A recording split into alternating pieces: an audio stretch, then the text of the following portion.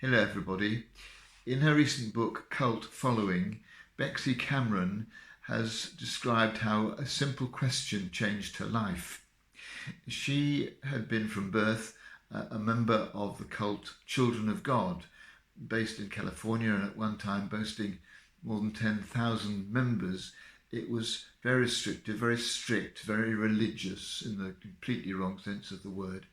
And she had been briefed to be interviewed by a Guardian reporter, Walter Schwartz. The cult had decided that it was time to open up a little bit and let the outside world see something of what they were like, but it was supposed to be carefully controlled. But Walter Schwartz asked Bexy the question, what do you want to be when you grow up? And Bexy says this was an eye-opener because she'd never thought of growing up. It had never occurred to her there was a future. All she had been told was that there would be an end time, there would be big conflagration at the end of the world, and she would be caught up into the rapture. And she suddenly saw that there needed to be a way out. It seems a really important question, not just for people like her, but for all of us. What do you want to be? Not necessarily when you grow up, because many of us watching this video will be grown up, but what do you want to be? And I'm reminded of how on one occasion when a blind person was brought to Jesus for healing, or supposedly for healing, Jesus asked the question, what do you want?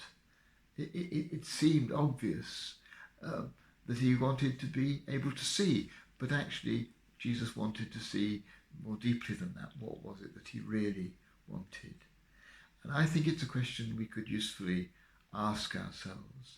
Of course, it's a risky question, because if you find that what you really want is very different from what you've actually got, and that the pathway from one to the other is impossible to follow, then there can be a level of dissatisfaction with your present situation that wasn't there before.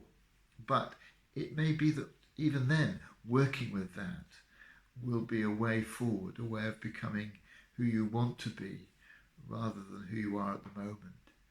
But for many of us, it will perhaps identify more gradual changes, perhaps less major changes than that.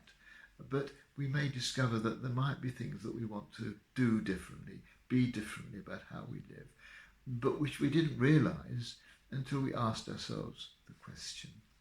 So let's today do that. What do I really, really want?